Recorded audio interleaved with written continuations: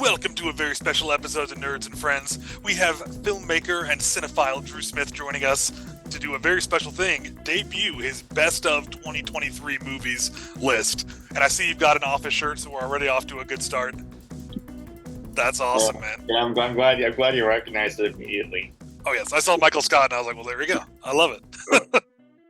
I Right. saw a deleted scene the other day that I don't think I'd seen where the actor who plays Hank the security guard plays Morpheus and they do a Yeah. whole Yes. Yeah. Matrix I prank saw on that. I'm Dwight. like, Yeah. I I wonder mean, why that I got was. cut because it had a lot of shots, and a lot of screen time. I'm really curious why they cut that. No, I mean, I think it was too obscure for Okay. some people, but it's still, it's like sometimes with some of these things, you can't be too niche. You gotta like Yeah. be mainstream all the time, but Well, it come on, seemed like well, from the context that it was just before Dwight's marriage, so it was probably a later season of The Office when they were yeah, definitely yeah. I leaning think on the like the mainstream. second to last or last season. Yeah, so they were leaning pretty heavy on the mainstream. So Yeah. that's awesome. Well, dude, let's jump right in because 2023 has been a great year for movies. Yeah. I figure, in the interest of good podcasting, we'll save the best for last. Do you want to kind of start at the bottom of your list and work up? Yeah, I always do that. Good, yeah. Save. I wanted to jump in and be like, "What's your favorite?" But we'll work our way up. So how long is this list, by the way? Is it a top 10, top 5? What are we looking at? It's just a top 10 essentially. Okay. So And before we dive in and talk about number 10, because I figure we'll announce each movie that you've ranked, and I want to hear why you've ranked it there, what you loved about the movie. But before that, if people want to hear more of your film insights, what is your website, Drew? my website is mrdrewsreviews.wordpress.com. I make sure to put something up every 2 weeks. Nice. I've been a bit busy this last month, but starting in the new year, I'm gonna own up to that and just expect something new and different every Nice. every couple of weeks. So Well, online consistency is great, but also with the holidays, you got to take time off, So that's good.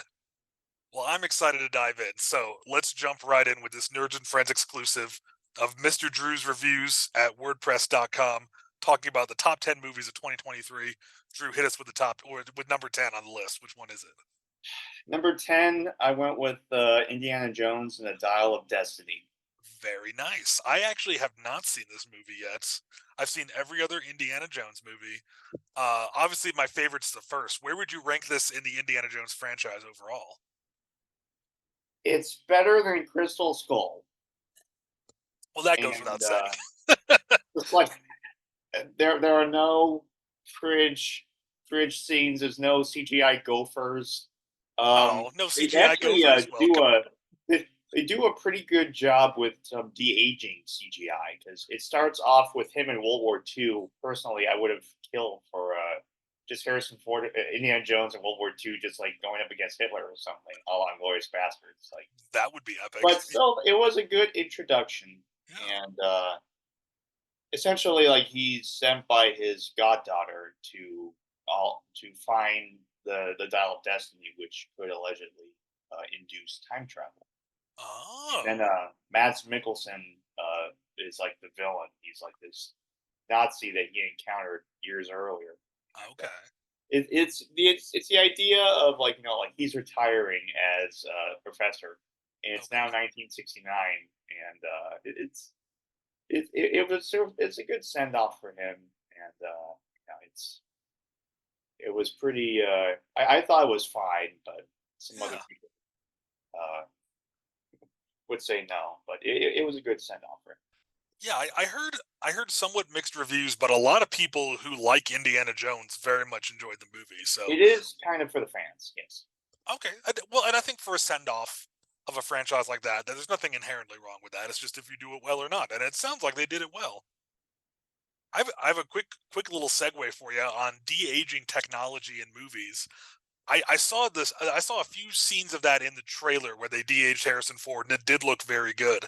And I figure that's because they had so much footage of Harrison Ford Oh, acting yeah, at that yeah, age. 3 movies worth, and plus, given that Disney owns Lucasfilm, I mean, Yeah, they had like hours and like years worth of footage.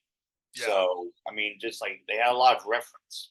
that's good. But Yeah, the one issue though with it is that you can hear that he's older than he looks. That's the one thing oh, that took me out of it. Where it's they like, didn't DH his voice.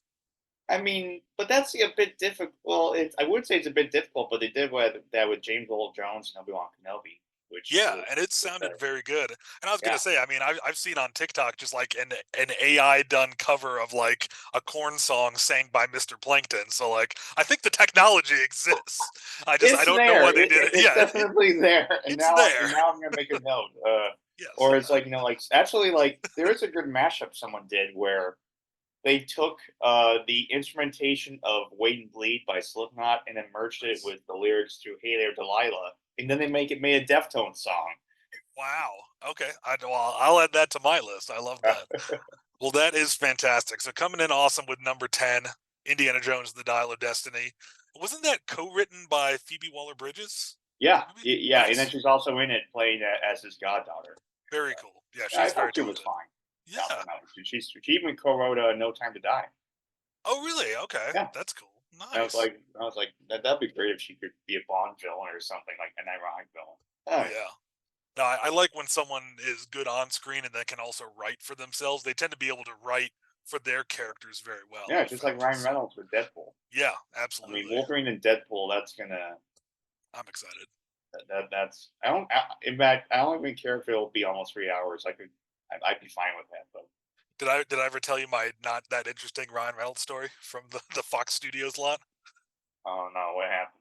So I was a background extra on a show, and they like were doing like it was during COVID, so it was lots of like they were keeping everyone in separate like Yeah. departments and base camps and everything, and so they had to like take your ID and like send you on a bus to the shooting location. So they kept my ID, and I forgot about it because it was a long day of filming. So they contacted me, and they had my driver's license at Fox Studios. So I went to the production office to pick it up, and I couldn't find parking, and the building across from them was the little office building for what is it, Maximum Effort Studios, like Oh Ryan Reynolds yeah. production company. And I couldn't find parking anywhere, but there was one empty spot that said reserved for Ryan Reynolds only. And I said, Oh, what are the odds? So I parked in his spot. I went in, got my ID, and I came back. And he did. I was like, well, if he confronts me about parking in his spot, it'll be a great story.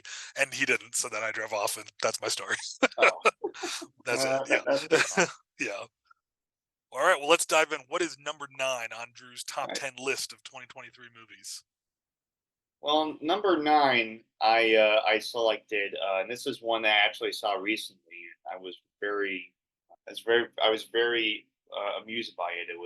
It's called "Leave the World Behind," Netflix film that just came out. Oh, produced by Barack and Michelle Obama, right? Yeah, that was like okay. I was telling it to someone else, and they were like, "What?" I'm like, "Hey, gotta earn money somehow." I mean, I Yeah. never heard of an ex-president doing something like that, but Which, if any ex president was going to start producing films, I think he's the only one in my lifetime that I would be okay with it. Every yeah, other president that's been for my lifetime, I'd be like, don't get anywhere near the film industry, dude. you know. yeah, But yeah. but with But that movie, I've heard mixed reviews, so I would love to hear why you liked it. well, it's a very unique thriller. It's essentially, I mean, it's got a very good cast: Ethan Hawke, Julia Roberts, Nice. Mahershala, and then Mahershala Kevin Ali's the Bacon. man. That's I awesome. think Kevin Bacon shows up as like a survivalist, Oh, okay, that's a good role for and him. like he's well, he's always good, but it's like this family like goes to like this beachside town, and then a cyber attack happens, and then a couple strangers show up at their door Oh, at their vacation home, claiming it's theirs. oh, And like they kind of Airbnb'd it, and then the people who own it show up and is like, "This is our house." yeah, Oh, that's a cool premise. Okay. but then like weird things happen. Like there was a trailer where it shows like an oil tanker like barreling straight towards shore. Oh, But then it's just like the more you watch it, like the more you're like, wait, what? So it's got a very Jordan Peele feel to it, and then a little okay. bit of M Night. But the thing I really I loved was gonna about say it, that was high praise until you said M Night, which is. Did it have an M? I guess spoiler alert here for the audience. Did it have an M Night ending? In that, was it satisfying or not? Is what I wanted to well, it ask. was a very Is it an early, early M Night ending or a modern M Night ending? early Okay, where okay. it's like, yeah, no, it's no like that guy. Yes. hit or miss. Yes. Lately, he's When been he missing. hits, it hits really hard and No, in a no, good way. no, no, no. Split was is my second favorite movie. It's in my top three of my favorites from him. He did a very good Nice. job with it. Like just, Well, but and yeah, no, casting like it's James definitely McAvoy is always a good call if you're gonna yeah. make a hit movie. But no, yeah, definitely it's a bit long, but it's I didn't mind it. Like it's just sort of progressively getting very off putting, and the camera work is like it's like an overhead shot, but then it cranes, so your head is like this This is for Leave essentially the World Behind or for Split? for leave the world behind. Okay. I'm talking. So it's like there's a realization, then like you just see it where it's like you like your head is like askew, like extreme Okay. Dutch tilt essentially. And when those are done right, they really put you in a weird position as the Yeah, audience in a cool way. and it's from the creator of Mr. Robot, directed by the creator of Mr. Oh, Robot. So okay. and it's very topical, and Yeah. of course it'll be a little bit controversial, but I actually definitely, the main review from a creator I follow who does movie reviews, she was saying that she didn't like that the movie danced with political controversy but didn't lean into it. Like it was very just surface level and didn't get into too much political commentary, which that made sense, but also if that would be too on the nose and impact the viewing, I can see your perspective too, where it was more about the character driven realizations as the stakes get higher and higher. yeah, it's definitely more revolving around just people like wondering Okay. what's going on, and like the withholding of information, Mm. while they're sleeping, the audience figures out more about what's going on, and then and Oh, yeah, it's very smart. It's a very smart idea. I like that. So, Drew, I don't know if any of our listeners or viewers know this, but you directed an award winning short film. If you were going to direct a movie and the Obamas were producing and financing it, what's the one question you would ask them when you first sign on? Besides, can you be in it? Which, um, having seen Barack Obama on Between Two Ferns, I think he would make a good cameo for yeah, sure. Yes, absolutely. The way he was dishing it back to Zach Galifianakis was yeah, epic yeah. in that. Although I still love the slap fight he got into with Bradley Cooper. Was that on Between Two Ferns? Brad has shown up a few times, and one time they just trashed them. They just beat each other up, and it's just I don't. I'll have to look that up. After I don't remember it that scene. is That's it is funny. it is hilarious. And now Bradley's got his Maestro movie coming out, which I hear is really good. Yeah, I've heard a little bit of controversy about one aspect of it, but Yeah, other as far as the biopic goes, I mean he's a really incredible actor, very versatile. not yeah. Plus he's directing, so Oh, and which actually I don't think I've seen anything he's directed, but I've heard good things about. his Star is Born, which And that was his debut, right? It won a ton of yeah. awards. Yeah, it seemed like it was about country music, and I was like, okay, I'm about as interested in that as I am a sports movie. So, but And well, let us jump into number 8 on our top 10 of 2023 movies list. all right, number 8, I gotta go with Equalizer 3. Okay, very And nice. I'm a big Denzel fan. He's one of the greats out there. And he never struck me as a franchise person. Well, this is his So first, I think, right? yeah, no, Yeah. it's his first trilogy of anything he's done. And And is Antoine Fuqua the director of all three? Or yeah, okay, yeah. nice. I mean, they've been good buds since Training Day. Yeah, And I've seen the first one with you, and I enjoyed it very much, but I yeah, haven't seen 2 or 3. yeah. The second one, Pedro Pascal shows up in it as like an old ally of his. Oh, And that's cool. Okay. yeah, it's all sort of like him dishing out justice, which sort of lends itself to like what people feel all the time, even before COVID happened. Is like a little bit of vigilance, like just like one guy doing the right thing, and like he's so skilled he doesn't need a gun to kill you. That's a classic movie trope, and I feel like few actors can do the old person being a vigilante well. Yeah, I feel like Denzel's really done that, and then I think Michael Caine did a movie back when I was in yeah. Harry college. Harry Brown, Harry Harry Brown. Brown, Yeah, yeah. So yeah. there's not That too one. many. Sometimes the old guy vigilante trope feels silly, but with those two actors, they bring enough gravitas that it works. You know, Well, I also thought Nobody did a really good job. Where I still need to followed. see that. He's Oh not that old though. I feel like, no, but still, like he trained 2 years for it, and yeah. and it's him and there's this great bus fight where he just unloads a revolver. He's like, "Fuck you up," and then it cuts to, like Dan Bernhardt from Matrix and from John Wick. You know Oh, him if you okay. saw him. He actually Yeah. trained He was Osho. one of the agents in Reloaded, Yeah, right? one of the Yeah. agents, and like one of the yeah, and then like they all laugh, and then they just go at it in the bus, and like the same year that Shang Chi came out, this one was much more grounded. Like he got some Okay. more in I it. do The I do whole love fight. that bus fight on Shang-Chi as well. That's epic. Yeah, yeah, but the bus fight in Nobody's even great is even better because it's just like it's just There's just a it, layer of dark humor with Bob Odenkirk, right? yeah, Yeah. yeah, and at one point there's the following line. The, never would I have thought that this line would be funny. Give me the goddamn kitty cat bracelet, motherfucker. Like he's like, hey. That's Yeah, awesome. I no, need to see nobody's that really, movie. yeah, nobody's really good. And Christopher Lloyd shows up and almost kills him. Oh, I won't tell you why, but you'll see. okay. And when you see what he does, just keep in mind that it's him. Like no Okay. doubles. Interesting. But yeah, Well, but Equalizer 3 yes. came back to it. It's I thought it was good. I actually took my mother to see it. She was like, "It's great, but it's too violent." I'm like, "Well, no." And he's in Italy going up against a local mob. Okay.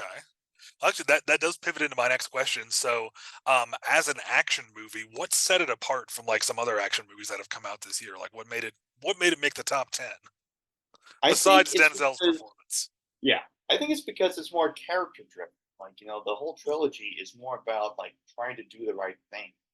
Okay. And there's a great scene in the second movie where he's now a Lyft driver, Oh, that's fun. and this lady gets dumped in this car by this guy, and then he kind of sees that something may have happened. So he goes up to the apartment just by himself. You shown me that scene. I've watched that. Yeah. Yeah, and then and then it's like, He has and has like a conversation with the guy. Yeah. yeah. He sorts things out. And Actually, then maybe we watched that whole movie together. I know I've seen the first one with you. Maybe I've seen the second one with you too. was it?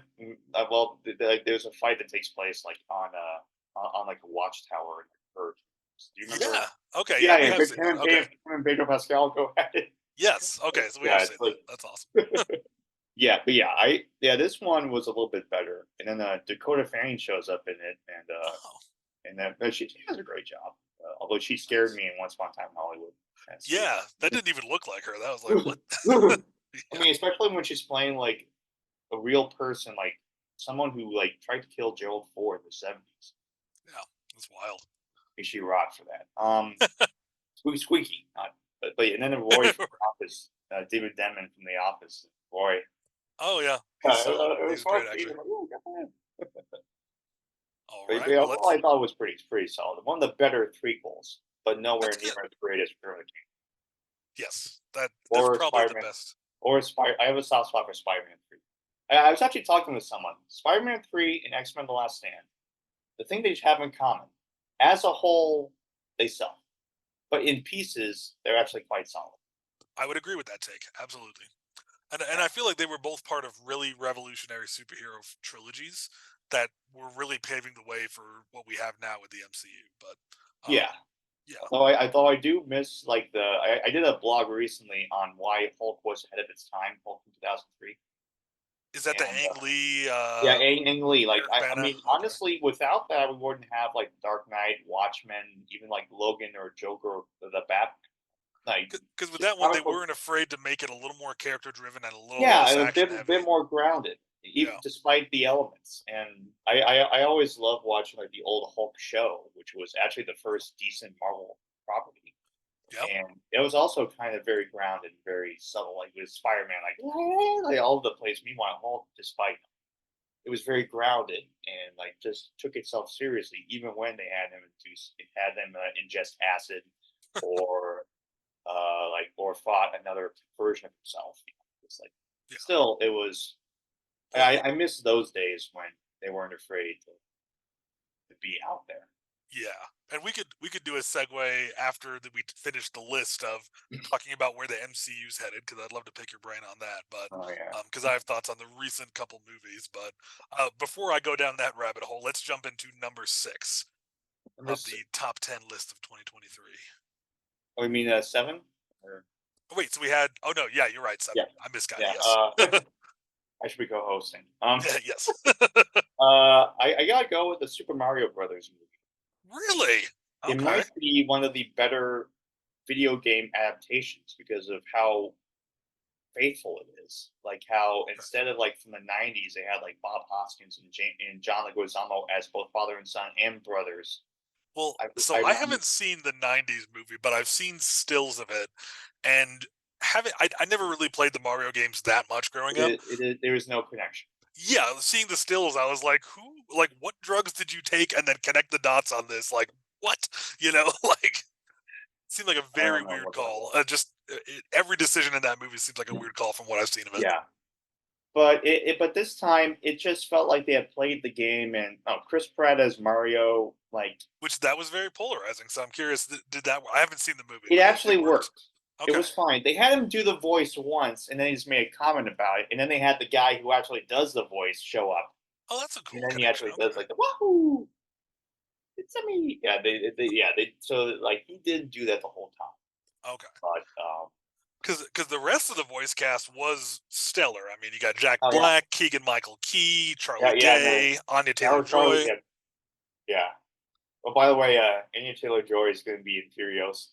I saw that, and Chris Hemsworth. That looks pretty fun. So That is going to be good. yeah, I'm excited It's like if because George Fury Miller Road wasn't was direct, my favorite of that yeah, franchise for If sure. George Miller were directing it, wouldn't have worked. Like it would. I mean, it's got the same aesthetic. It's been 10 years since the last one. Has it been 10 years since Fury Road? Almost 10 years. Well, now I feel ancient. So I'm just Yeah. gonna sit here and wither up while we jump into the next movie on the list. All Yeah. right. All right. Next. Let's see. I think number 6 we got Guardians of the Galaxy 3. Okay, well, we're jumping ahead into my MCU critique. I did not like Guardians of the Galaxy Volume 3, so I'm curious what you liked about it. I mean, I think Well, Bradley Cooper's performance was incredible, but I thought the writing and the tone were just not what I was. I mean, I don't go into a movie wanting exactly what I'm expecting, but it wasn't what I wanted from the film ultimately.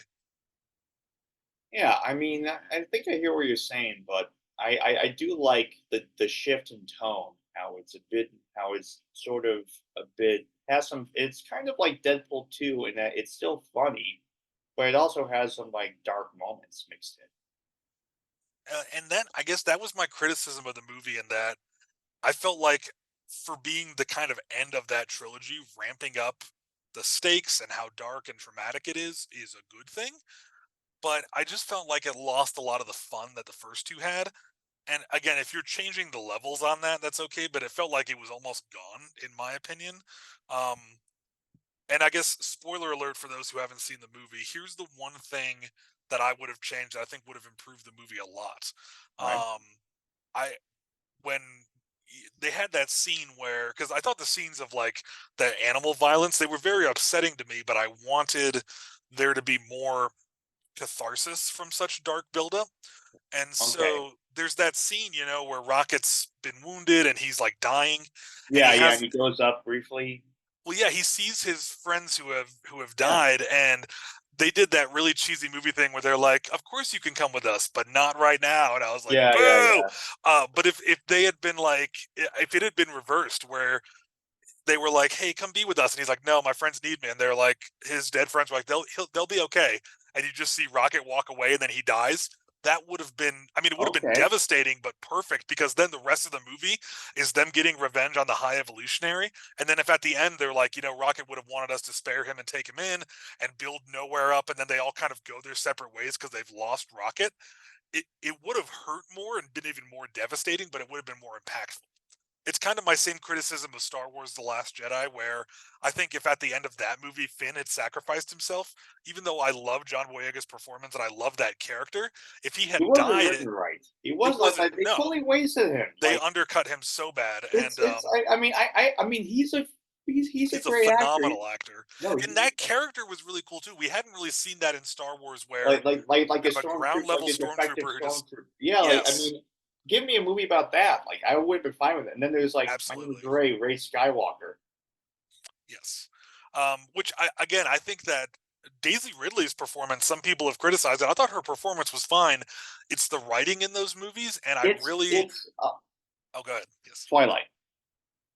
Kristen Stewart and Rob Pattinson, they can act, but when the script sucks, they're gonna suck. Yes. I mean, he's Batman now. Yes. He's a very, very talented actor, and she's been in some really good stuff too. I don't But know, but it's and even Taylor Lautner is okay. yeah. But Well, when you give did you someone a hear recently for the press tour for Ferrari, Adam Driver was spilling some tea on Star Wars about how they went over Kylo Ren's arc and it was the opposite of what we got. They're like, he gets darker and darker, and by the end, he's the ultimate bad guy, and then they kill him. And that was not what we got. And so that that would be really, fine. well, it really illustrated for me, though, what I'd suspected for a long time, which is that when Disney bought Star Wars, Oh Lucasfilm no. in 2012, Yeah. they gave Lucasfilm, that company, free reign to be like, you can make your spinoffs, and they gave us quality stuff like Solo and Rogue One, my favorite of the new Star Wars things besides Andor. But then for their flagship project for the new trilogy, they got a bunch of people in and overthought it, micromanaged it, and then kept Yeah. changing as they went. They did not have a cohesive arc, which is why, like Episode 7, I thought J.J. Abrams, I didn't like that the plot was such a safe Yeah. carbon No. copy of Episode 4, But but the but but characters were it good. felt like a good Star Wars film for the first time in 10 years. It did, but I loved the characters it set up, and I was like, great, we've made a new Star Wars movie. You Okay, played yeah, it yeah. safe. You gave us a New So Hope remastered. Cool. Let's do something different with these characters. And then 8 and 9 were just not good in my opinion, because eight, I did not. Eight's the one Star Wars movie I just didn't enjoy at all. And I then mean, not nine had honestly, some like really it cool makes Attack of moments. the Clones look good. It makes Attack of the Clones look good. Yeah, well, Like, and I mean, Episode 9 I enjoyed, but it went back to what 7 wanted, but it never got there because it was halfway where 8 was. It was just a messy trilogy, and yeah. Adam Driver's comments prove that. But how did I we mean, get I to would have Star loved Wars to from have here? seen that where like his ambition. What I got in Episode 7 was that his anger was that he couldn't match up to his grandfather, Yeah, and then that sort of could fuel like the cycle of rage and self destruction. yeah. Well, I and that's mean, that's what Adam Driver said. He said that J.J. Abrams sat him down and said, "Hey, Anakin Skywalker was the most devoted, committed, good guy, and then he fell hard, but then he became weak and vulnerable, and ultimately flipped at the end." He's like, with Kylo Ren, I want him to be weak and vulnerable at the beginning, and then lean more and more yeah, into the yeah, dark side. and then all the power goes to his head, and then maybe Exactly. he's like like it's a good sort of cautionary tale about greed and ambition, kind of like No. Scarface. What But I actually saw an interview. I think it was with J.J. Abrams, where he said he kind of based the initial drafts of that screenplay off of that movie. We need to talk about Kevin. oh yeah, And so yeah, he yeah, kind of based it on, he said, like, I wanted Han and Leia to go through, what if my kid was a school shooter type person, essentially. And I was like, okay, that's very dark. Like, let's explore that psychology. And then with 8 and 9, they just didn't. So anyway, yeah, and how then did we get she, to and then the sequel trilogy of Star Wars? We were talking about Guardians of the Galaxy 3. yeah. Okay. But I mean, suffice to say, kind of like the Hobbit trilogy, the sequel trilogy started off promising and then just ended poorly. Yeah. Which But that's and another plus with the franchise I have Hobbit, thoughts on. plus with the Battle of the Five Armies, it was like essentially the Anchorman anchor fight, but like like Well with said. 50 times the budget. Yes. Tell me I'm wrong. Tell me I'm Here's wrong. $800 million to have all the cameos no one wanted. Thank you. Great, love it. Yeah, yeah, yeah. That is an excellent comparison. I love that. Well, Now so that we're oh yes, kind of halfway through the list, I wanted to give some honorable mentions, if that's let's do possible. that. But first, a So, message from our sponsors. Those are all currently in my head. So if anyone wants to sponsor Nerds and Friends, please reach out. Anyway, yes, let's hear your uh, honorable mentions. I'm excited for this. yeah. So, one of them would be The Killer from David Fincher. Who's in that? I haven't heard Michael of this. Fassbender as Oh, the okay. killer, and He's always great. yeah, no, it's his first role in like 4 years, and it was very unconventional and You're very forgetting his role in Taika Waititi's new soccer drama that I'm oh not going to yeah, see, even though I love Taika Waititi. and I saw a little bit of it. It looks okay, but I can't get into a movie about sports. I just lose interest yeah. immediately. But yeah, it's very unsettling and gloomy, like most of Fincher's work. And there's a pretty fun house fight between him and uh, Solid Baker, who played Sauron in First Lord of the Rings. It was physically oh, Sauron. And it was okay. also older Fire Fist in Deadpool too. Like he's been in a lot of stuff. Oh, I didn't know that. Okay, that's cool. But yeah, they have a pretty brutal house fight that's very realistic, like very realistically choreographed. Did And the then movie end with a close up of Michael Fassbender saying, "Here's where you can sign a petition to make David Fincher finish Mindhunter season 3"? No, I'm no, he just... did. But then another one is one that I was kind of let down by was the Flash. Oh yeah, very controversial movie as well. I didn't see it. What are your thoughts on the movie? I Too mean, much CGI. when they said Nicolas Cage playing Superman, I was like, I love that. But then it sounds like the way they did it even wasn't good, even with a great cameo like that. AI. Wait, I was he not on set for the cameo? Did he not No, get he in costume? was. They filmed it with him in the suit, but it was like I can't describe. There are three words I can use to describe: Polar Express Superman. Why? Who would think that's a good idea? I don't know. It was fine, but it just felt like they were trying too hard. And Michael Keaton back as Batman was fun, but it But was like, I heard that there stopped being crime in Gotham. like that's Gotham, man. Well, didn't wasn't Christopher Reeves in a brief cameo through AI recreation? Yeah, and then George Reeves, which was controversial because he kind of killed himself because there was no work. Oh, Allegedly, like no one really knows what happened. But and then they brought that's back. and did they have like consent from the families to use their I don't likeness or know. I mean, that's what kind of dicey? fueled the actors strike, like consent. Yeah, which I totally support because like I think really the first time it was done in earnest was in Rogue One, which is a Star Wars movie I love. Yeah, yeah. I mean, Um, that was but okay. in that instance, for I mean, the two AI characters was or AI enhanced, where they had an actor on set with digital Yeah, facial yeah, recognition. yeah, I mean, it was Princess Leia, which Carrie Fisher was alive when they made that, and yeah, she endorsed it. And then it was Grand Moff Tarkin and Peter Cushing. yeah, I don't think he had any living descendants, but like his estate said he would have wanted this, which okay, yeah. um, And they found someone who looked like him, and they just had yeah, yeah. But I don't know, I can see how that's if we're going uncanny forward. valley.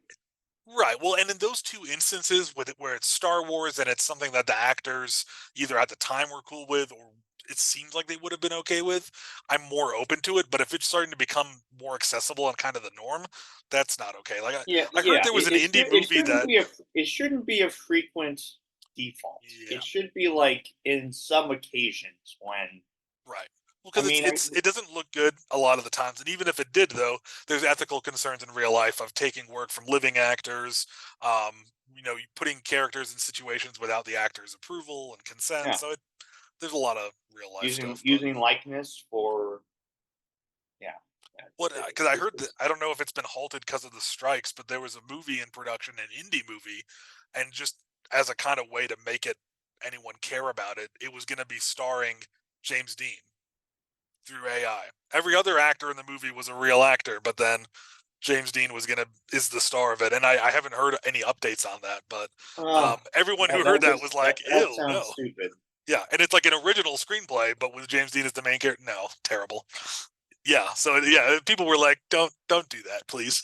So, if anyone in the comments wants to tell us what movie that is, because I read about it like a year ago, and if they have updates on the production, I'd be curious. But um, what do you have any other honorable mentions for 2023 before we jump back to the list? Also, I have to mention the Marvels. I thought it was okay. Okay. I think the reason I thought it was okay was that it was short enough that it didn't go too long. Yeah. And but the final scenes are worth staying for. Ah, I love the three main characters and the chemistry they had was excellent. And I just wish it had like it felt like a first draft of a script. I was like, could we polish that more? Could we have like a little Yeah, more stakes, a little more yeah, cohesion? And it didn't line up with Secret Invasion at all, which was also a very stilted series that had potential and didn't deliver. So yeah. that's kind of part of my growing MCU concern because I thought, Yeah, I mean that's why the only MCU film, if you will, coming out next year is Wolverine and Deadpool, which I think will be is that probably the only one for 2024? yeah, mostly because of the strikes. Wow. Because I think they pushed Brave New World back to 25. Okay, but they're like filming that, and then is Yeah, Thunderbolts yeah, going to yeah, be just after that? yeah. I mean, with Wolverine and Deadpool, they were halfway done when the strikes happened. So Right. Okay. So it because I think really the only MCU thing I've liked this year was season 2 of Loki, which even then oh it yeah, had kind of a rough start, but then the ending was I perfect. did I did kind of like how there was him like going back and forth in time and then that forward and like like I did like that where it's Yeah, like that way and then like the whole thing is like them trying to stop the loom and then it was like oh wait we don't need the loom yeah. No, and then the like ending was perfect, but it I felt like overall as a season it wasn't good as season 1 of Loki, but the ending was perfect, like a great send off for that character, like a full circle arc. So I he loved it. might come back though. I know, and I hope he does because I love that character. But Nah, he no Hiddleston did he ad libbed his last line like for all time always. Like, that was an ad lib. that's awesome. And it echoed a line for Thor where You it know, was like for or no, for all of us. I'm doing it for you, for for all of you us. for Yeah, all of us. But like now in a more positive context, now he's like now he's really like the most powerful person in the universe. yeah. No, But yeah, that's why I I thought it was a thought beautiful full circle moment. You know, yeah, and then like that final shot where he's like, he's determined but he misses everyone. that was well done. That's the best Marvel thing this year, in my opinion. Yeah. But All right. well, we're on number 5 now. Yes, Yep, I've John Wick Chapter 4, I gotta say. I. First off, I need to see number 3. I still haven't yet. I love the Great, first great. two, but I also know that if I go see it, I'm gonna be like this because of Lance Reddick, and that's sad. And then Yeah. we lost Matthew Perry and Andre Brower this year. It's been a tough year in celebrity losses, you know, Yeah. or really not just celebrities, but like talented performers. Sorry, my camera keeps losing focus. I don't know Oh yeah, why. yeah, yeah. I was gonna say like, Yeah, hey, I was playing with it earlier. I have to like get it to refocus on me. I don't okay. know. Yeah, yeah. I thought it was. I loved it. I Yeah, loved the war, and I did kind of like the idea of him having to go up against a high table and yeah. Bill Skarsgård. Just I hate him as soon as he came on screen. It was like I hope he dies slowly. one But of one but of then the like 25 acting children of Stellan Skarsgård. No, I'm just yeah. kidding. And then his brother showed up in Oppenheimer. Yeah, yeah. Which when I was watching Oppenheimer, I was like, I've seen that guy, and it turns Oh, out I he's from told you. Westworld. Yeah, no, one of my But it's coworkers was like, wait, he's playing shit. Wait, oh yeah. yeah. But yeah, with John Wick, I think my favorite scene in it might have to be when Sky Atkins shows up in the fat suit as a Oh, I've heard about that. Yeah.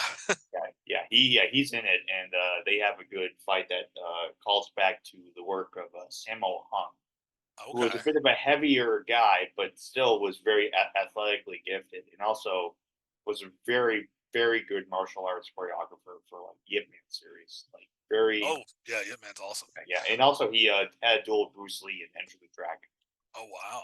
Yeah, Well, I think you showed me an interview with Scott Adkins talking about how he really had to adjust his fighting style and physicality yeah, to physically fight act as someone who is heavy set like that. So yeah, that's yeah. yeah. But still, it was kind of fun. Like he's I kind of figured they put humor into it and stuff. Yeah. yeah, yeah. He was definitely like the funniest character in the whole series. Like he's having the most fun. It's like, oh my Okay. god, he's just like.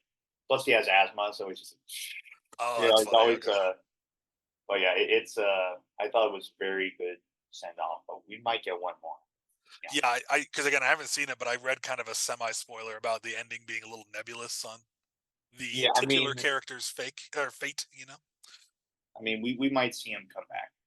He'll have you he's seen the not show? I've heard overall negative reviews, and then a few people I know really like it. I'll check it out. I mean, Mel Yeah, Gibson's in it, so that eh, might drive some people away, but definitely drives me away. But Okay. Well, John Wick. I mean, based on the first two movies, I do need to see it eventually because that Yeah, makes yeah. The sense. third and That's fourth, like each movie just gets better. Like they ramp up. yeah. Like there's a very well done Hiroyuki Sanada from the Last Samurai and Oh, Endgame shows up in it as like a and Lost and yeah, and Westworld. Lost, yeah. And there's a great scene set in Osaka where he just but then Donnie Yen was the best part of that movie. He's like another blind man like in Rogue One, but Oh, really? Okay. definitely like a lot of I mean, God love this man. Like the last few years haven't been kind to him because if he was in Mulan, he wasted. Wait, because what happened to Donnie Yen? Donnie Yen was in Mulan, and he was just not great. They Oh, just really? didn't give him a lot to do. Like that movie sucked anyway. But Well, based on the movies I've seen him in, I haven't seen the new Mulan movie, but if he gave a weak performance, I would say that I would guess it was the directors and writers, and yeah, not yeah, him like as not an knowing what to actor. do with him. Like that was Yeah. the thing with he shows like his first real American film was Blade 2, and he Oh, is did he in fine that? in it. I didn't know he's in Yeah, he that. was in it for like a little bit, but then he gets killed off like halfway through. So it's just like, but like still, it was kind of fun to see him just like, do some of the signature Well, moves. And as I'm sure you know, as a student of film and a director, like uh, in the editing room and then with poor directing and poor writing, you can take a great, very talented actor and they can give a bad performance, and yeah, it's not really on them, So yeah, yeah, it's a la Robert Pattinson and Kirsten Stewart in Twilight, same thing. there. you know. Yeah, exactly. Well, all right, let's dive into number four. I'm getting excited. Number four, Mission Impossible: Dead Reckoning. I need to see that too. I've been behind this year. Yeah, it um, was. Now in the Yeah, second one, is he really going to space? That's what I've heard. no, no, no, no. No, All okay. he's doing is hanging from a biplane. That's all. That's all. Yeah, no, just, That's yeah. Tom Cruise is. I mean, I know. In this one, regardless he of like how you feel about the stories, like the stunt work and the ones yeah, leading up to this have been yeah, incredible. the commitment. I mean, like Yes, yes. because there's part two was initially coming out next year, but due to the strikes, he pushed it back a year. Yeah. Which Well, it's knowing him, mostly filmed though, right? yeah, but Okay. then he wants to make sure it's right. So Which I respect. That's good. essentially, it'll be a 5 hour movie, which it was fine. I mean, it's definitely the longest of the franchise, but it's far from boring. Like it's Dead definitely Reckoning. How long was it? What was the runtime? 2 hours 40 minutes. Okay. But it's still like the villain of the movie is it's called the entity, like it's AI essentially, Okay. But and is it like one of the agents of the AI? Isn't it Isai Morales from Ozark? yeah, yeah, Kind and of, or yeah. he also has fun in the movie. I met him once. He was very nice because he was in a prequel show to Battlestar Galactica called Caprica, which was Oh, okay, his performance was really good in it. The show was weird, but yeah, no, I met him at my first Comic Con. Actually, he was super nice. So yeah, nice. great voice. I love his character in Yeah, Ozark is yeah. so good. He's also he's also like the main human villain, and like just like Okay, very like he knows like Ethan Hunt very well. Just like he's and always one I step think ahead. he was that actor was the president of SAG-AFTRA for a while in real Oh, life. really nice. I think so. Good for Yeah. him. And there's also a scene of Tom running because there always is. And Of course, you gotta. I was just smiling the whole time because I'm like, that's why it's fine. Thank you. It was And, definitely funnier. Like that should bring in Haley Atwell, and she's sort of like a thief that becomes an ally of theirs. okay. Now she's handcuffed to Mr. Cruz like during a car chase, and they're like driving around Rome, just tearing up. Oh, that's cool. Yeah, it's very very good, ambitious series.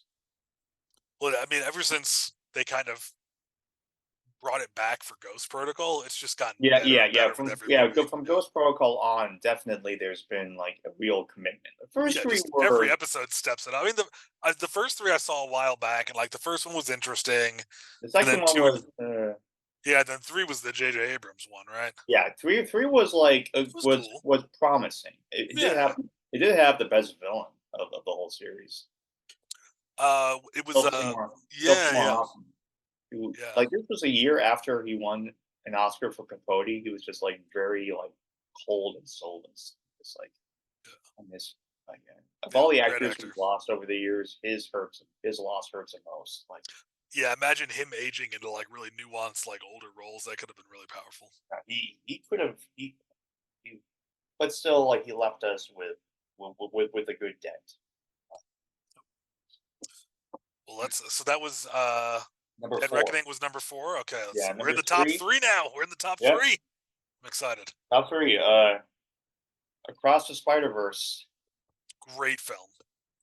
I I am someone who has trouble getting into animated stuff. I mean, Only this might very be it's the longest animated film I've ever seen. It's like almost 2.5 hours. Like, but still, like, it yeah. didn't feel boring. It just felt like, No, and I mean some of the shots and just the artwork was so powerful. Like it, yeah, yeah. yeah. They We actually just a shameless self promotion.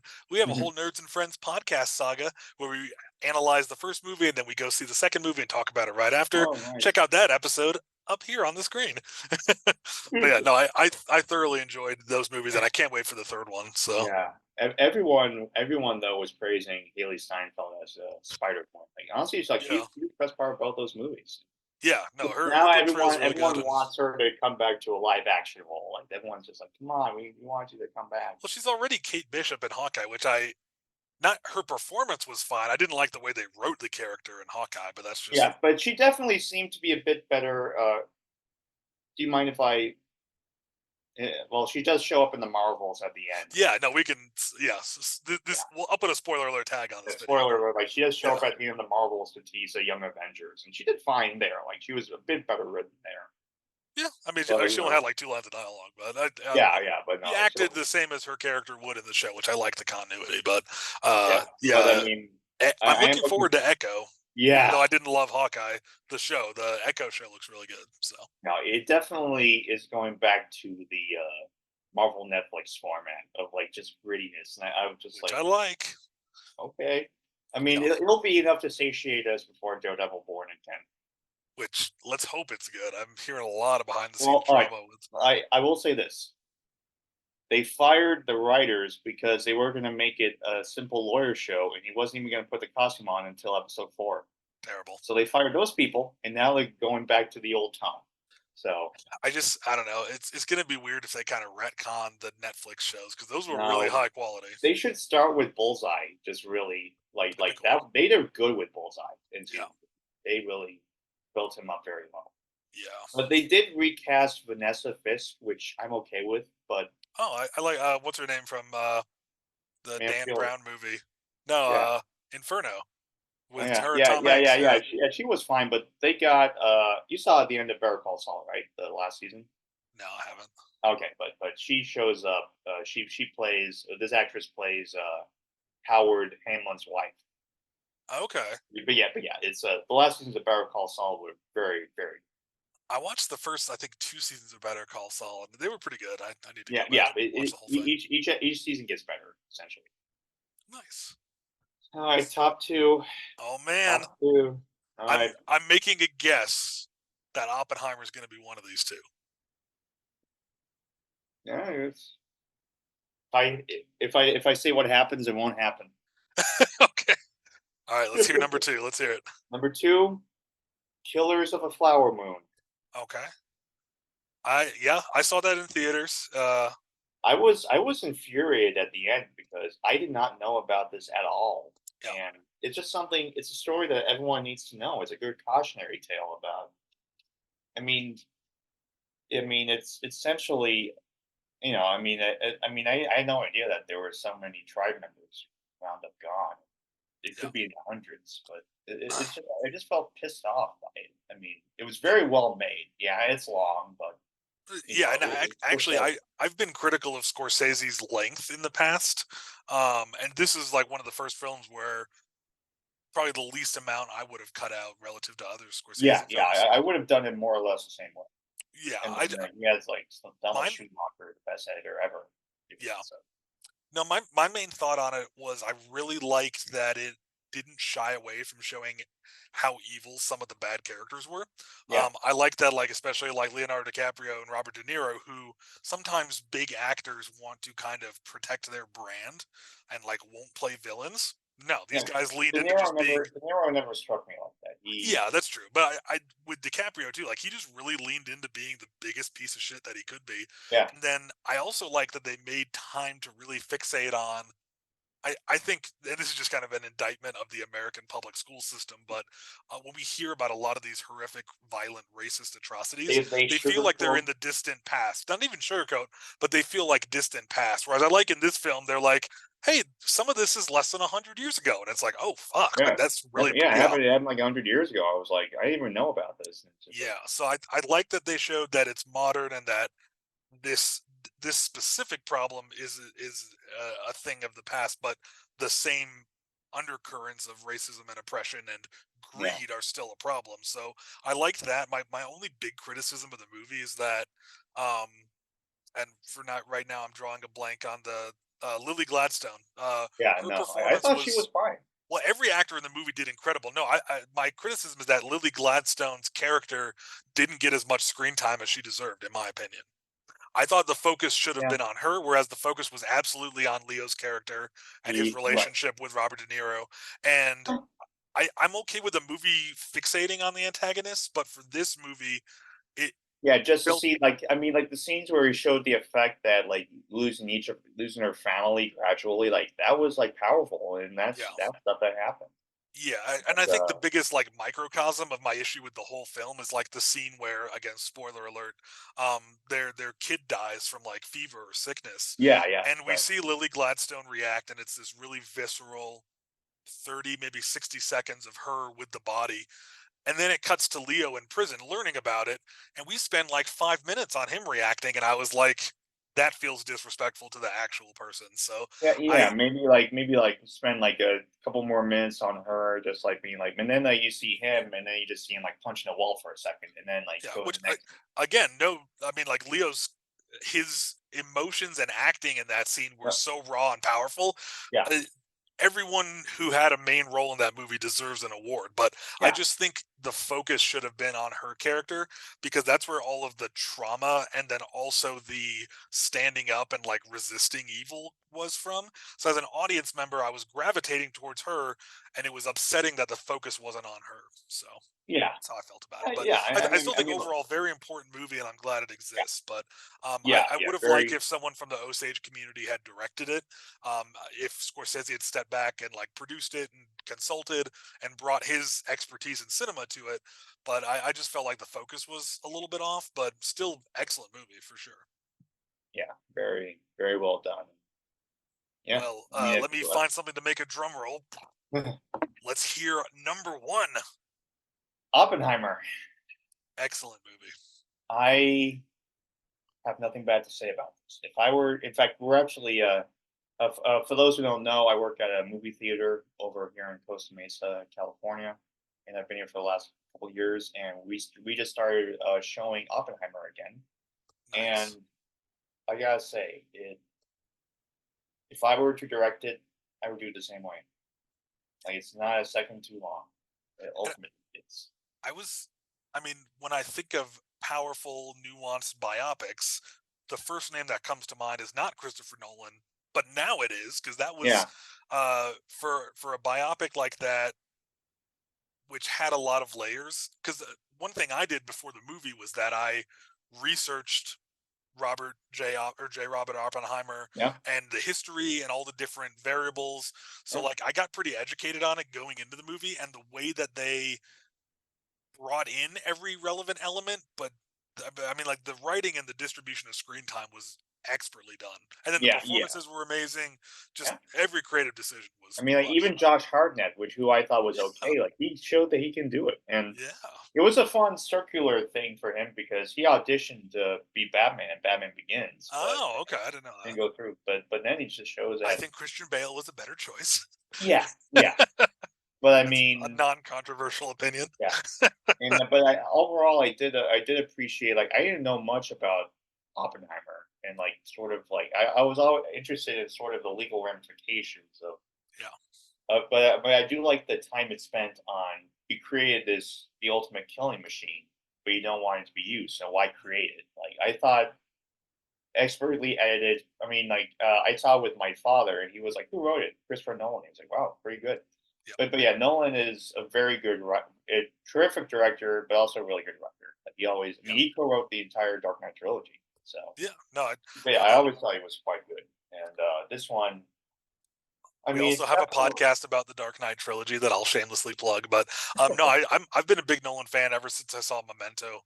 yeah. Um, Yeah, and he's incapable of making bad movies. He just can't. Well, it's funny because my favorite Nolan movie is The Prestige, which is one of his few films that's an adaptation of a novel. And I don't know how similar. I've never read the source novel, but um, Oppenheimer is technically an adaptation as well because it was Yes. based on like a Yeah, yeah. I think nonfiction book. yeah, it was Yeah. American Prometheus. The book was called.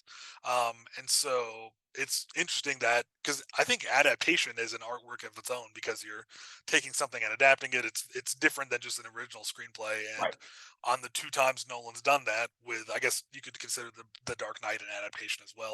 I mean, even Memento is an adapted work because I mean, his Well, it's a short brother. story written by Yeah, his yeah. brother. Yeah. His brother wrote this. His brother wrote the short story, which I've read. It's actually pretty good. Which shout out to Caleb Whittle, who's one of our recurring guests on Nerds and Friends. He got to work with Jonathan Nolan recently on the Fallout show, so we're going to have him on in the near future to talk about that and his new Nice. YouTube channel. So looking forward to that conversation, Caleb. Um, Yeah. but yeah, no, Oppenheimer was excellent. I need to see it again. So you've seen it twice now. It sounds like since your theater's showing it again. I haven't seen it, but I sort of see bits and pieces of it, and I always Yeah. stick around for a little bit, depending on how busy it gets. But still, even the ending is it's still. I Oh, it's mean, haunting. It's haunting. it's Yeah, it's great. possibly my favorite ending of the year, and then for any movie because it's just like. I mean, they got the right guy to play Einstein. I've never really seen Einstein Yeah, on screen, but it's just you got the accent, like it's just, and even like Gary Oldman as Harry S. Truman was pretty that fun. was surprising. I think most people And didn't recognize that even. yeah, but I mean, it's like, but he's just so good at that. But I mean, as he's leaving the line, don't let that crybaby in here again. That really happened. Like Yeah. Truman was like Well, was always up. I read somewhere that the scenes that are in black and white or so the scenes in color are pieced together from accounts by Oppenheimer and other people who were involved. The Right. scenes in black and white were recorded. They have So like audio like recordings. line for line transcript. Yes. Oh, okay. So like all the Yeah, legal yeah. I stuff with mean, Robert Downey Jr.'s character, uh, those were all because he stole they he had a stole the surveillance tap in the office. So every scene that was Robert. black and white was based on actual Wow. transcript. Yeah. Like Robert Downey Jr. First of all, he needs an Oscar yesterday. He Yeah. is He's done he some is really good great. acting. Yeah. But for this one, like he thought that playing Iron Man for 10 years would dampen his ability, but this no, like he was very scary. Like just how he wanted to like crucify over an insult, essentially. Yeah. But there are a lot of similarities between Oppenheimer and JFK from Oliver Stone. Oh, I didn't think of that. That's a good point. Yeah. Because Like like they're not both. only not only the events in the story, but also the cinematography and the No, filming. I mean not so much the events, but how they unfold in like similar cinematography. How there's like some scenes in black and white, some in color. But I Well, mean, yeah, and you could make the argument though that they were both people in a historical context who it seems like tried to do the right thing, but ultimately kind of made more problems in the world in very different yeah, ways. But yeah. yeah. But I mean, with Oppenheimer, just like the final image of like flames engulfing the world is just Oh, and the final line, I think we already yeah. have. It was like, We yeah, have. It's just like and yeah, that one was just it's movies are supposed to impact you long after you see it, and I'm still yes, feeling it. that's awesome. Although if you get a chance, someone put up like if Oppenheimer came out in 2007 and had What I've Done by Linkin Park, like a lot of Transformers, Oh, that's and I funny. gotta say, That's funny. it actually worked even better. Like it's like That's worked too well. Like oh, that's funny. oh, and then like cuts them. Oh, that's great. Great song. No, it was, but yeah, Oppenheimer possibly the best movie of the year, and the whole Barbenheimer thing was kind of fun. Oh yeah. Well, And, and we'll dive in. Have you seen Barbie? no, I have not, but I've You seen should. bits of it. It looks interesting. So I guess I'll dive in right now because I did another episode on Nerds and Friends talking about this. I think Barbie is the best movie of the year that I've seen, and it's better than Oppenheimer by a little bit, and I will tell you why. So my thought process is that I enjoyed both movies immensely. I enjoyed them in very different ways, but the reason that I would have to give the number one badge of honor to Barbie is that with Oppenheimer, as we just discussed, Christopher Nolan took a very nuanced, complicated, but nonetheless interesting character in history and a time in history and told an incredibly well done biopic about it. Yes. And what I think Barbie did was even more difficult is that they had a toy line and all of these big nebulous peripheral discussions about femininity and gender roles and all kinds Reality. of things. Yeah, just all kinds of things. And they condensed that into a concise, nuanced, extremely well written, very entertaining movie. So I feel like both movies were super high quality, but I feel like with Barbie, they had less to work with and did more. So that's why I'd have to give Barbie over Oppenheimer. All right. But I love both movies in very Yeah. different ways. Barbie, the humor in it reminded me of like kind of the Nickelodeon Disney Channel stuff I grew up with, like Good Yeah. Burger, Keenan and Kel, all that. Like I loved They're it. they're So doing a sequel to Good Burger. I saw it and it wasn't that good. Oh man. And I'm still trying to figure out why it didn't work. Because what surprised me was when I watched it, I thought, okay, I love that they got both main actors back, but it just didn't work like the first one. And I Yeah. looked up who wrote it, and it was the same writers as the first movie, minus Dan Schneider for obvious reasons, because it turns out he's a piece of trash. But um, Yeah. it it felt because it didn't feel recycled either, where they were trying to do the same jokes again. It just wasn't very good. The budget was low, which I know hurt it Yeah. relative That to the was. first movie, but um, I was trying to think of why the first one worked, and I think it was a really good adaptation of a skit from all that, a recurring one, into a movie, and it didn't have too many expectations on what it had to be. So But they well, this one did. exactly. And Yeah, so yeah, and I feel like some expectations. Like I actually just saw they're doing another Beverly Hills Cop movie. oh Netflix interesting. doing one on Okay. Netflix, and they got the people back from the first one. And Same meanwhile, writers, or I know same actors, but yeah, same yeah, I mean, writers. yeah, yeah. I mean, like Eddie's 60, but looks like it looks 40 somehow. Uh, but I mean, but yeah, I mean, ultimately, if they have, or at the very least, I've seen the trend, especially in the comic book genre, of actors playing people they've been fans of, playing characters they've been fans of. And the first instance of this happening was a Lou Ferrigno as a Hulk. Like he was a big fan of the comics. And actually, there's a bit of Well, a Ryan bit Reynolds of a became a sad fan of story. Deadpool before he played Yeah, it. and then Robert Pattinson being a fan of Batman, and then just like having, and then also Iman Vellani who played Ms. Marvel. Like she's been writing a lot of comics for the character and Yeah, now. and her performance is fantastic for that character. No, I no, love she was it. the So, best part of oh, that one. Right? absolutely. Just like being like a fangirl. I'm like, And, oh yeah, oh, okay. imagine what she could do if they had a decently written script for that movie. Yeah, Which or like hopefully, I mean, or Greta Gerwig writing for her. Like that would yes. be. Well, Yeah, I just apparently saw like after Barbie, Greta they did a Gerwig's. screening of they did an FYC for your consideration for Across the Spider Verse, and Greta Gerwig was there, and I'm like, if she could get Haley to be in a movie, I'd be like, that would just like something like a weird like a female assassin movie, but with a twist where it's like That'd trying be to get cool. out of it. Just like something like just something different, like this Well, that did what speaking of Barbie. different, have you heard what Greta Gerwig's doing now that Barbie's over? Her next project? What? She's doing a reboot of the Chronicles of Narnia series. And I know she's very critical of C.S. Lewis, and I was like, she's like, yeah, she's like, that sounds like the last project I'd sign up for, and it's really daunting. So I signed up for it. I was like, it's probably gonna be freaking awesome. So I'm excited. So Yeah, I'll give it a shot. Like yeah. like she could. I have faith that she could do well. But Well, based on what you did with Barbie, I was like, give her any property she wants, like, no, because yeah, again, the big nebulous discussions around Barbie, and then a toy with no inherent yeah, narrative.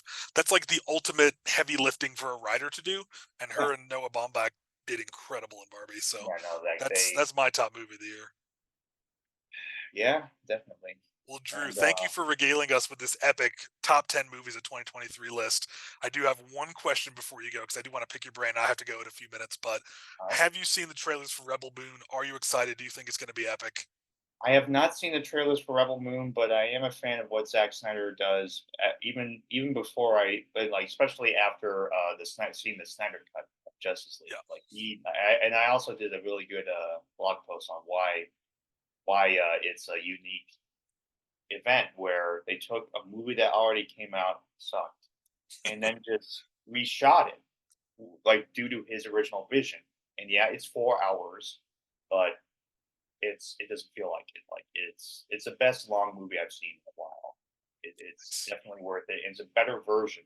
They just omitted Cyborg from the theatrical cut, and like entirely. And And it seems like that was not a creative decision. It was a beef between him and Joss Whedon. They made Batman funny, and they tried to give Henry Cavill a CGI shave. I've And they seen that. turned It him does not into look a good. fucking Ken doll. I mean, but then they came back with a Snyder cut, and it was definitely much better. They Like do make a Snyder cut joke in Barbie that you'd like very much, I think. oh, okay. They do. Yeah, I heard about that. I've not seen Justice League or the Snyder cut, but Do not watch the theatrical cut. Stay away from it completely. it sounds like I don't If need you to. if So you want to if you want to see DC try to be like Marvel, watch it. I But if you want I gave up on DC a long time ago. well, the Snyder cut, give the Snyder cut a try. I mean, you'll have to give yourself a full day to Well, because check it I out. haven't seen Batman vs Superman either, and it sounds like that's kind of a prerequisite. Yeah, well, yeah, Man of Steel is on Netflix right now. Batman v Superman. Watch the Ultimate Edition, not Okay. watch the Ultimate Edition. It's a bit longer and it's a bit more cohesive because poor Zack Snyder has been a victim of studio interference way too often, Yeah. and oftentimes his vision by itself is a lot better than what the studio wants. So, no, Yeah, but I need to go back and watch more of his stuff because I have just kind of mixed on it. But I think he has potential as a director for sure. So yeah, no, I'm yeah. excited for Rebel Moon. He's I hope it's he's cool. no Scorsese or Spielberg, but in terms of action, in terms of visuals, like, Yeah, he is. his visual acuity. I really like the way he visualizes Yeah, scenes. I was watching a bit of Man of Steel recently, and I think it's fine. I thought Yeah, it was okay. I remember enjoying it when it came out. I haven't seen it in a long time, but I did love the that they had Weta Workshop do the Kryptonian armor. That was cool. Yeah, like And I like the tone of the movie. I do remember that yeah, pretty distinctly. Yeah. right. But cool, man. I'm gonna go play some D&D. But this was an awesome podcast. Thank you for being on Nerds and Friends again. Everyone, go check out Drew's website. Drew, what is it again? MrDrewsReviews.wordpress.com. Perfect. I knew I was going to say at WordPress, not .wordpress, so I'm glad you got it. Dude, awesome. Thank you so much for being on the podcast, man. This has been great. Yeah. Thank you, Josh.